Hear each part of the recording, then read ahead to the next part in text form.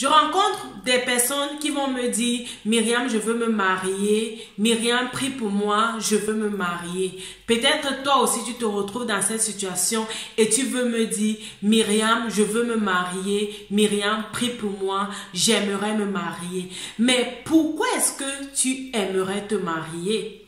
Parlons-en dans cette vidéo.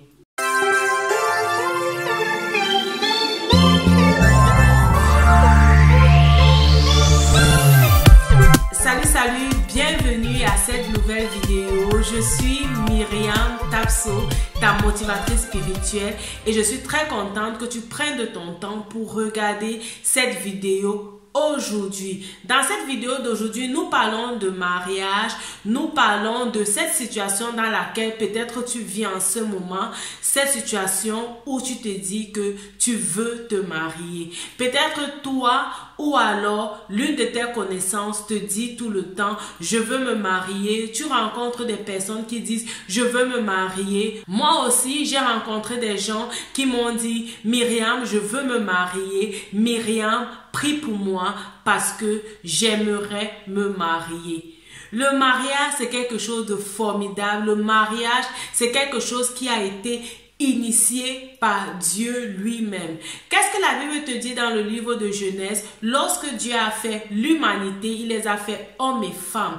Alors Dieu a manifesté l'homme premièrement et il s'est rendu compte qu'il n'était pas bon que l'homme soit seul. C'est alors là qu'il a fait la femme à ses côtés pour qu'ensemble ils puissent cultiver ce jardin dans lequel il les avait placés, hommes et femmes. Pour qu'ensemble aussi ils puissent contrôler la création, tout ce qu'il avait déjà créé et qu'il avait mis dans le jardin d'Éden. Pourquoi est-ce que tu veux te marier? Ça, c'est la question que je veux te poser aujourd'hui. Si, comme plusieurs autres personnes, tu soupires en ce moment après le mariage.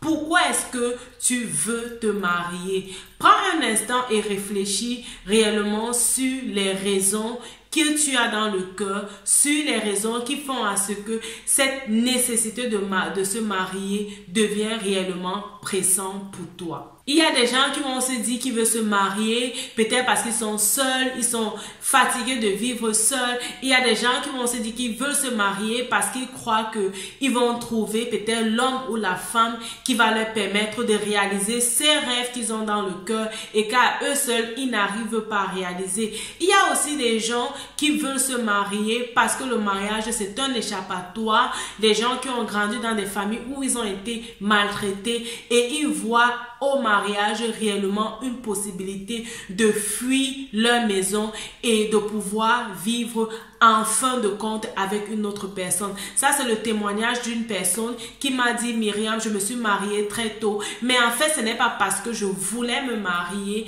mais j'ai vu réellement au mariage une possibilité de fuir dans les bras de mes parents qui me maltraitaient et qui m'amenaient à faire des choses que je ne voulais pas faire. Et le mariage, pour moi, c'était l'unique moyen de quitter leur maison.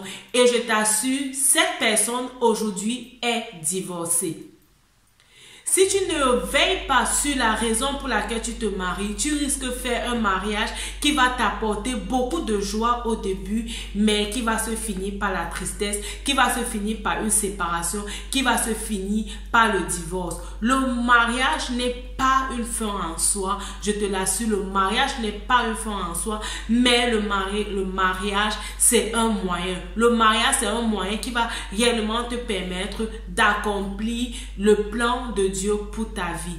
Rappelle-toi, à l'origine, lorsque Dieu fait l'homme et la femme dans le jardin d'Éden, en fait, la femme vient pour pouvoir assister l'homme et l'aider à entrer dans sa mission qui était de contrôler la création, de contrôler tout ce que Dieu avait créé. La femme n'était pas premièrement là pour se satisfaire à elle, pour combler ses besoins, mais elle devait combler aussi les besoins de l'homme. Et l'homme aussi n'était pas là seulement pour lui, pour combler ses besoins. La preuve, il n'était pas bien qu'il soit seul. Ça veut dire que de lui-même, il ne pouvait pas combler ses besoins. Il n'était pas épanoui et il avait besoin aussi d'une femme à côté de lui qui devait l'aider réellement à être épanoui. Ça veut dire que l'homme et la femme ont besoin l'un de l'autre. Ne pars pas dans le mariage parce que tu te dis que tu veux aller puiser de ton conjoint ou de ta conjointe, mais pas dans le mariage parce que tu veux donner et tu veux aider ton conjoint ou ta conjointe réellement à être épanoui, parce que tu veux aider ton conjoint ou ta conjointe à se réaliser. Pourquoi est-ce que tu veux te marier? Si tu veux à tout prix te marier parce que tout le monde autour de toi est marié, parce que tes copines te mettent déjà la pression, parce que tes parents te mettent déjà la pression, tu risques de faire réellement une erreur. Quelle sera l'erreur que tu vas faire? Tu vas prendre la mauvaise décision. Tu risques de te trouver en train d'aller te jeter dans les bras du premier venu parce que tu veux dire que toi aussi tu es marié et ne plus permettre aux autres de te parler peut-être comme ils te parlent. Le mariage n'est pas une fin en soi. Le mariage, c'est un moyen. Ne te marie pas pour fuir le regard des autres et pour aller entrer dans une situation qui sera difficile durant toute ta vie. Tu te maries, c'est pour la vie. Dis-toi que si tu vas vivre encore 35 ans sur cette terre et que tu te maries avec la mauvaise personne, ce sera 35 ans de calvaire, ce sera 35 ans de tristesse, ce sera 35 ans de pleurs et de grincement de dents. Il y a déjà beaucoup de femmes mariées qui pleurent dans leur couple. Il y a déjà beaucoup d'hommes mariés qui regrettent et qui maudissent le jour où ils avaient rencontré cette femme avec qui ils ont fait le chemin ensemble. Et je souhaite que ce ne soit pas ton partage, je souhaite que ce ne soit pas ta portion. C'est pourquoi tu dois réellement revoir les raisons pour lesquelles tu veux te marier, examiner ces raisons et surtout ne pas te précipiter à te jeter dans les bras du premier venu. Prends le temps d'examiner, prends le temps de prier et prends le temps d'être sûr que tu es en train d'aller dans la bonne direction.